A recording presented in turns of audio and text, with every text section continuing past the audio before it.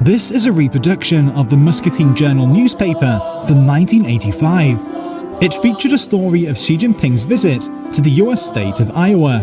Back then, 32-year-old Xi was a county leader of Zhengding in China's northern province of Hebei, Iowa's sister state.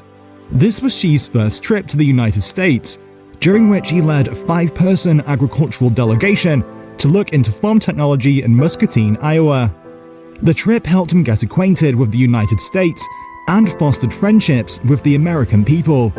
In 2012, Xi and his old American friends reunited in Iowa after 27 years when he visited the United States as Vice President of China. During his latest visit to San Francisco in November this year, Xi recollected his first trip to Iowa during a welcome dinner hosted by friendly organizations in the US. 我第一次访问美国时，住在艾瓦州的德沃切克夫妇家。我还记得门牌号是邦尼街2911号。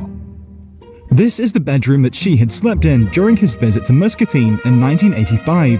Thomas and Eleanor Dvorak were his hosts. The bedroom belonged to their son Gary, who was away at university. There's a lot of preparation around making sure the rooms are ready, the house is clean, having food ready. He made everyone feel comfortable, and he asked a lot of questions. He was there to learn, very inquisitive. At that time, local level and people-to-people exchanges between China and the US had already begun. Xi was deeply impressed by the warm, friendly, hard-working, and pragmatic residents of Muscatine. Likewise, his friends in Muscatine found this amiable and sincere young man from China unforgettable. Sarah Landy, a Muscatine resident working at Iowa's sister state organization, helped coordinate Xi's visit. He had a smile that wouldn't stop. He was eager to be here, learn new things, do things for his country. I think we really hit it off. We started out with handshakes and ended up with hugs. 这是我同美国民众首次面对面接触，也是一段我和美国人民共同生活的难忘经历。对我来说，他们就是美国。In 2012, Xi visited Iowa again.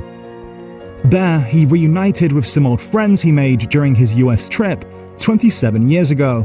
He used an old Chinese saying to describe his friendship with them. Friendship is like wine. The older, the better. He had the smile on his face. Everybody was so excited to see him. When people say, "Why are you coming to Iowa?" And he said, "Because to me, you are America." After so many years, he wanted to see everyone again. He was interested in their life. He wanted to share and have that connection. Xi never forgets his American friends and believes that people hold the key to state-to-state relations. In April 2015, President Xi received a photo album from his American friends in Beijing. Presented by Eleanor and Thomas Dvorak, the photo album holds 6 pictures that show Xi's 2 visits to the US in 1985 and 2012. 当时吃完早餐，你要带着女儿去上班和上学。我们说到门口照一张相，30年都有意。In September 2015, the white bungalow of the Dvoraks in Muscatine, which was proclaimed as the Sino-US Friendship House, was open to visitors. In 2018, a memoir by Landy titled Old Friends, The Xi Jinping Iowa Story, was published.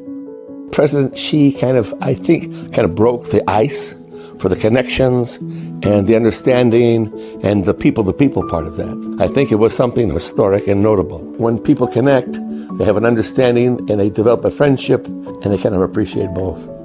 中美关系希望在人民，基础在民间，未来在青年，活力在地方。